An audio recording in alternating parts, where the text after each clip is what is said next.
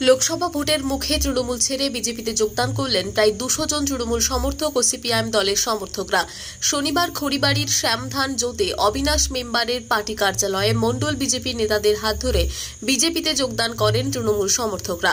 নিকুঞ্জ সরকারের নেতৃত্বে প্রায় 200 জন বিজেপিতে যোগদান করেন, জানান খড়িবাড়ি পঞ্চায়েত সমিতির সদস্য মনীষা সরকার। পাশাপাশি তিনি আরও জানান, দার্জিলিং জেলায় পদ্মফুল ছাড়া ভোট দেবে না, আর যদি তারা ভাবে যে তৃণমূল বিপুল ভোটে জয় করবে তাহলে তাদের বোকামি।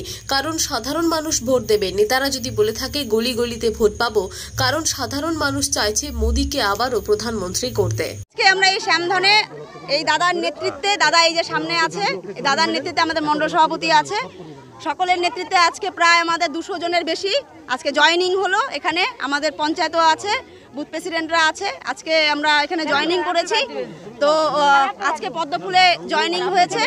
আর এখানে আমাদের মণ্ডল সভাপতি আছে ভোলাদাও কিছু বলবেন। আর আজকে তৃণমূল ছেড়ে মানুষ অত্যাচারিত নিপীড়িত হয়েছে, তো সেই জায়গায় আমাদের আজকে পদ্মফুলের ঝান্ডা ধরেছেন, দাদাও আছে, দাদা কিছু বলবেন। এই হচ্ছে আমাদের তৃণমূল থেকেই আসা কিছু সাধারণ মানুষ, যারা কোনো দলেই ছিল না তারাও এসেছে, যারা আজকে পদ্মফুলের ঝান্ডায় আসলো, ঝান্ডা ধরলো, তারাও অনেক তৃণমূল থেকে আছে, কিছু পুরনো সিপিএম ছাড়া ছিল তারাও আসছে। এই তো লোকসভা ইলেকশন সামনেই, তো তবে কি মনে হচ্ছে যে তৃণমূল এবার হার নিশ্চিত? সেটা তো স্বাভাবিক দাদা, এখানে দার্জিলিংয়ে পদ্মফুল ছাড়া মানুষ এখানে ভোট দিবেও না। আর তারা যদি আশা করে থাকে যে এখানে তৃণমূল বিপুল ভোটে জয় করবে, সেটা হচ্ছে একেবারেই ওদের বোকামি, সেটা আর কিছু না। কারণ সাধারণ মানুষ ভোট দেবে, এখানে নেতারা শুধু যদি বলে বেড়ায় যে আমরা গলিগলিতে ভোট পাবো, সাধারণ মানুষ, জনগণরা চাইছে পদ্মফুলকে, জনগণ চাইছে মোদিজি আবার প্রধানমন্ত্রী হোক। সেটা জনগণের উপরে কোনো কিছু বিচার হয় না, জনগণ চাইছে পদ্মফুল এখানে জিতবে।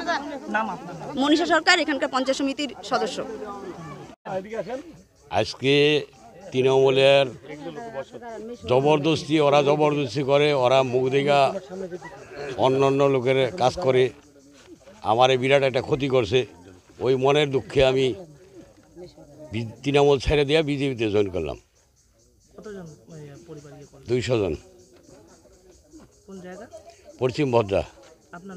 নিকুঞ্জ সরকার।